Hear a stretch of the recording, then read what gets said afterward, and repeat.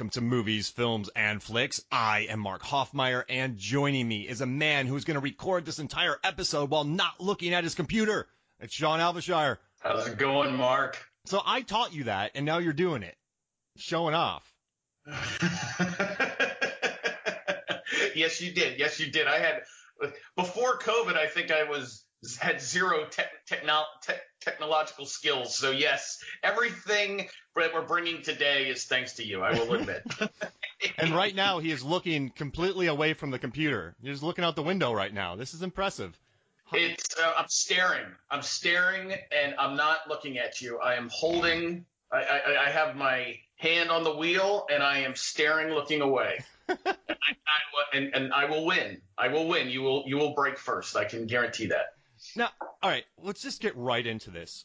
I love Too Fast, Too Furious. It is my favorite Fast and Furious film. There have been 9 out so far. I love every single one of them. I mean, I turned out that data. I figured out Fast and Furious 6 is the most Fast and Furious of all the Fast and Furious films. I have a video coming out for film theorists. I've analyzed the Corona drinking. That feels weird to say. The Corona drinking in it.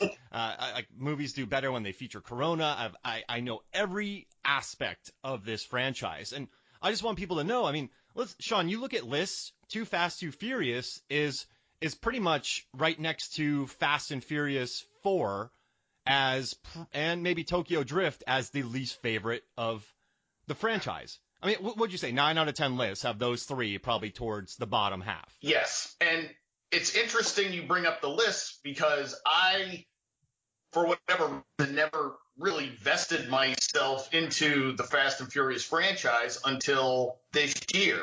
And I watched like 1 through 9, and you were like really fascinated by it because I was like watching almost like one a day. And you were like, where do you rank this one? What do you think? What do you think? And you were actually somewhat impressed that I was, not that the more recent films aren't grandeur, but I was like, because I told you, like, my second favorite film is Tokyo Drift, and you were like, just kind of like, yes, good, you like the older movies, and so I know what you're saying. I just think, as they get bigger and bigger and bigger, the audience reaction gets to be, oh, those early ones were just so cheesy and silly, but they're really charming if you really take the time to enjoy them. I think 1, 2, and 3 have their own certain charms, and I like Tokyo Drift. I like the action sequences going through some of the parking garages, but I know 2 is that's where you have settled.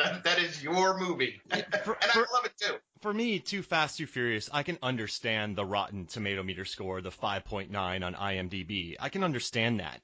But for Tokyo Drift, Justin Lin, that was his first movie with the franchise. He went on to direct 4, 5, and 6, and now he's back for 9, 10, and 11. Tokyo Drift is a good film. I mean, when have we ever seen Tokyo like that?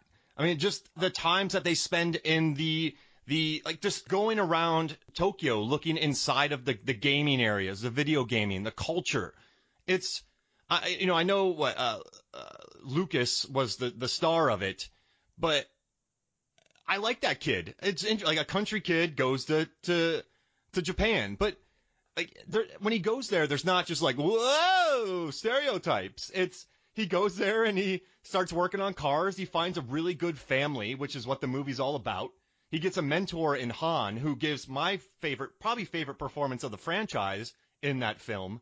I mean, the scene where they drift through that Tokyo Square. Yeah. I watched it again with Megan, and we just love it. I don't know why. It just seems very, I don't know. I don't know what people were thinking when they watched it, but with Tokyo, like with Too Fast, Too Furious, right?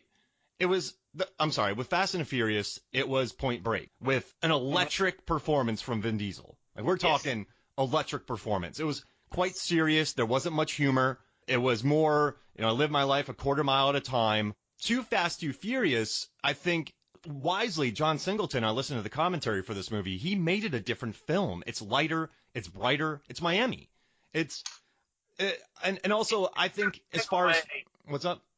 No, it picks up right away in that opening sequence where they have the drag scene sequence, and You have all the four cars are four bright, separate neon. It almost captures like a video game quality. It's light. It comes right out of the, like the first scene is them dropping that road closed sign out of the back of the pickup. And it just captures a much different vibe that this isn't going to be a more grittier tale like we told in the first one, which, I mean, when I say gritty, I'm not talking, dark. Training Day. yeah, but I mean, it wasn't bright and fun in the first one. There was a level of a quote unquote serious story. This one didn't even try to capture that. They're like, people want to see cars. People want to see racing. No one's going to be breaking this down like it's, Reds. Let's have fun with it. And they really captured it. And I think we've got so caught up in grittier. We got comic book movies. Now we make the Joker, and now we got to even be like more grittier than the Joker. Like, oh no, Furious was like, let's just go to the movies for a bowl of popcorn, and that's why it's that and Tokyo Drift really, I think, to me, capture the imagination. I love the opening race. You got Slapjack, played by Michael Ealy. You have Orange Julius. You have Suki, who's awesome. Devin Aoki is just so cool in this movie. And great character names, by the way. And you got Tej, Ludacris. I mean, this is his first role, and you see he was good in this. He was confident. I think John Singleton knew exactly how to direct him. I mean, John Singleton was nominated for an Oscar when he was 24 for Boys in the Hood. I mean, they got a pedigree director, and he passed away last year, which bums me out. And after listening to the commentary, man, like John Singleton is such a smart man. When Brian shows up, everyone's calling him Bullet, Steve McQueen. And he worked with Cole Hauser on Higher Learning. He brought Cole Hauser in because he wanted to have he called Cole Hauser he called Cole Hauser Paul Newman, and he called Paul Walker Robert Redford. He wanted these matinee idols to be going back and forth. I mean, he brought in Tyrese, who he worked with on Baby Boy, and Tyrese is hilarious in this movie. And you got Ludacris, you have Devin Aoki, you just have this, you have Jimmy, the mechanic, you just have this, like Monica Fuentes. It's just such a cool, diverse film, and everything is about the cars, right? You have the opening race, and then you have the tryout for the race, and then you have the race against the muscle car guys, and then you have the final race at the end, and then you have the stare and drive. I mean, it's all based around fixing cars, car culture, family, a kind of quote-unquote family that's going on at the time. I mean, so at the end I think cops do get killed in this, which bothers me. But it's interesting that, all these cars come out of the warehouse to help Brian and Roman, and the people who lost the races were there to help them. It just shows, I don't know, it's a cool car culture. I mean, all the races, Singleton was inspired by anime, Speed Racer, Gran Turismo. So you watch it, he includes different things. He didn't want him to be as muscular as the first film. I don't know. I just think people watch this.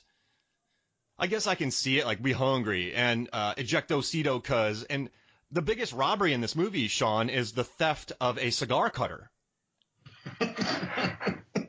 Well, the one thing I love that you bring to movies, and I mean this genuinely, and that's why I like listening to MMF and doing these podcasts with you, and then when we get together, you talked about one of the great things about Too Fast, Too Furious are the low stakes. Yeah. And I had never heard it phrased in that way, but it's so true. It's so good because there are such low stakes in this.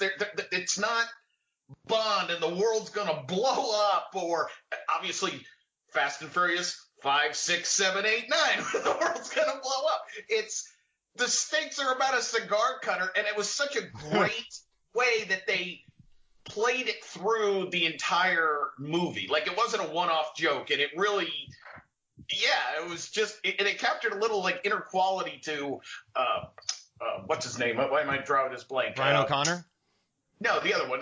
Roman Pierce. Yeah. Like, I love that. It was like a little quirk in him that he had to steal the cigar cutter. Like a little character depth. And I like how Cole Hauser, who we can both agree needs to come back to this franchise. Yes, he does. He needs to come back. He's so over the top awesome in this movie. And the fact that he notices the cigar cutter is just great. Pockets ain't empty. he's like living in this pad, and he's noticing the cigar cutter. It would be insane not to bring him back with the popularity of Yellowstone. I mean, just the way they bring everyone back, yeah. dead or alive, they bring people. Yeah, exactly. Bring Carter. Yeah. Oh he's man. not dead. Bring Carter back. He's all beefy now. He's strong. He's working for Cypher. That'd be badass. It would be I know we're jumping around, but at the end of the movie, Roman Pierce is like, I'll never see him again. And Paul Walker's like, yes, you will. There's like foreshadowing right there. Like Paul Walker is, he's face Brian saying, no, he's Argentinian cartel. He'll get out. He'll be back. Like, bring him back. You don't have that home in Miami and stay in jail long. No. I grew up in South Florida, man. He may not even gone to jail. They dropped him off at the corner in a limo and they took him away. Yeah. No, wait. They made him take a cab. They made him take a regular cab ride home. That was his punishment. Yeah. Well, I always think one of the great ironies of the movie is everybody's a racer, right? He's hiring a bunch of racers. And then the way Cole Hauser is going to escape is on a yacht going about 10 miles an hour to Argentina. Like, the whole movie is about Too Fast, Too Furious, and Cole Hauser's escape is like the slowest way possible to get to Florida. Walking would have only been the slowest thing beyond a boat. I mean, yeah, I don't know what his plan was, but I guess in movie logic it would have worked had Brian not driven his car onto that thing. And there's always a ramp. There's always a ramp. You notice these things. These are other little things you notice about movies. There's always a ramp for the car that needs to get over some level of space, right? So fortunately for Brian, there was a ramp that perfectly coincided with the yacht. There's always a little elevation for that car to, Now, I know they had the nitrous and whatever, so they probably could get a little lift there too, but, There's always a ramp. And, okay, I have a quick question for you. How annoyed would you be at Tej if you sign up for a race and he lifts that bridge? How much damage did he? Yeah, exactly. So let's say you win 10,000 in the race. You're going to have several thousand in repairs. Those rims on those cars are probably $1,500 each, at least. And so your cost, like your racers are doing like 5,000 in damage with that ramp. Well, look at Suki's car. Suki's car was completely just mangled. Yeah, and she was happy. I guess. Yeah, she was thrilled. The read I had on her is she's just like a super chill, incredibly rich person. Does that make sense? And then she ended up hooking up with Tej, so maybe she got all of her repairs done for free. I mean, maybe she had a little, she was like, well, I got about 50 grand here. Well, Tej does say that, right? Tej. Tej is like, come by the body shop and I'll work on that body. Okay, now here's the thing. Let's go back to the beginning. What I love is like, there are no rules, but then there are like these rules. So they can't drag race with 3 people. Yeah. Why? Yeah. Who made this rule up? Right now, there's 0 rules once they take off. But apparently there's some sort of underground street credo. Oh, we can't do this with 3 people. Oh, we gotta go. Wait, and everyone is cool with it. Yeah. Oh yeah, those are the rules. The unwritten rules of the street. Hey, what do you think ever happened to Joaquin? Because he couldn't make it. He had to work the night shift. What do you think's going to happen with him? Well, that's the other thing.